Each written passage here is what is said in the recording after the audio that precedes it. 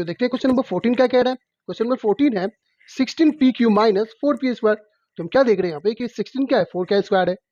Okay, पर ये pq है, यहाँ पे क्या है 4 क्या है 2 का स्क्वायर है।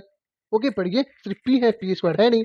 तो इसमें क्या करना होगा, हम क्या करेंगे, इसके सबसे पहले जो कॉमन है वो बाहर निकालेंगे।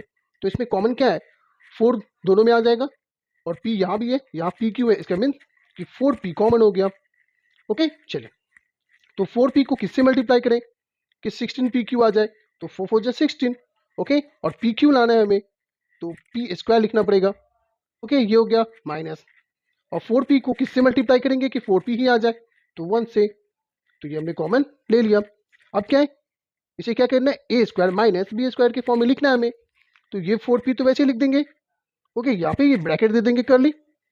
अब ये 4 किसका स्क्वायर है 2 का, तो 2 लिख देंगे, और ये p स्क्वायर है मीन्स कि ये p का होल स्क्वायर। तो ये क्या हो गया 2p का स्क्वायर, यानी कि पूरा ये हो गया a स्क्वायर, ये माइनस ये 1, इसको भी स्क्वायर लिख देंगे, तो ये हो गया b स्क्वायर, यानी a माइनस बी स्क्वायर के फॉर्म में हमने इसे लिख दिया। और जब ये a square minus B square के फॉर्म में है तो हम इसे कैसे लिख सकते हैं a plus B into A minus B के फॉर्म में।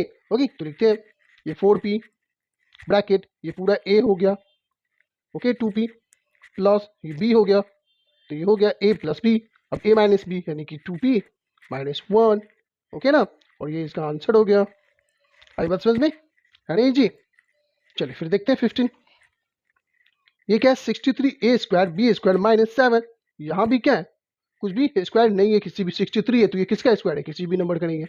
7 भी किसी का स्क्वायर नहीं है। तो इसमें क्या करना होगा, हमें कॉमन निकालना होगा फिर से। तो कॉमन क्या है 7 दोनों में कॉमन है, तो 7।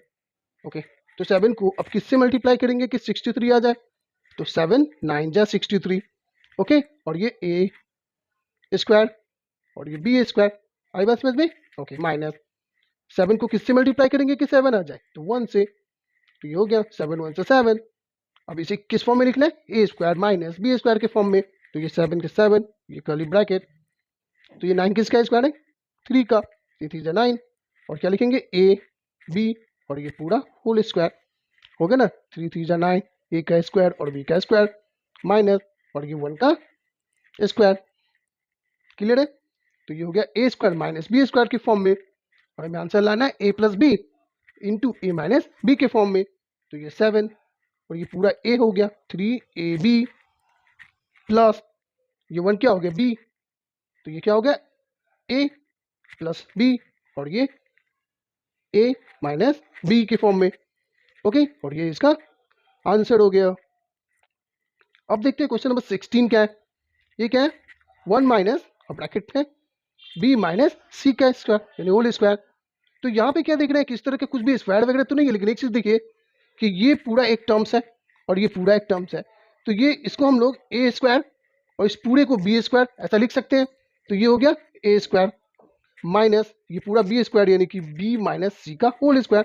तो ये पूरा a स्क्वायर और ये पूरा b स्क्वायर।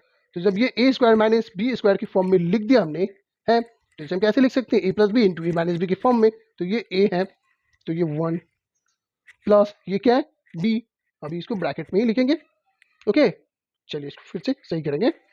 ये हो गया, अब क्या लिखेंगे कर्ली ब्रैकेट, ये हो गया a माइनस और ये पूरा क्या हो गया b यानी कि b माइनस c। ओके, ये मैंने अभी ऐसे क्यों लिखा है अभी आपको समझ में आ जाएगा। अगर आप ये नहीं लिखते तो साइन में प्रॉब्लम होती है। ओके, तो सबसे पहले इसे कर लेंगे, ये a square minus B square के फॉर्म में है, और हम कैसे लिखेंगे a plus B into A minus B. तो a इसमें क्या है 1 है तो 1 लिख दिया, प्लस और ये b है पूरा, तो b माइनस c हो गया ये पूरा b इंटू, अब यहाँ पे क्या लिखना है a माइनस बी, तो a इसमें 1 है माइनस और b ये पूरा है लिख दिया। अब इसको इस वाले ब्रैकेट को रिमूव करना है, तो 1 ये ब्रैकेट जब रिमूव होगा तो ये प्लस ही रहेगा और b माइनस सी। ओके, ये साइन चेंज होगा नहीं, यहाँ पे क्या है 1 का 1 रहेगा। अब ये कि ब्रैकेट है और ब्रैकेट ठीक पहले माइनस है, तो इसका मीन्स क्या जब ब्रैकेट रिमूव होगा तो ये साइन क्या होगा चेंज हो जाएगा।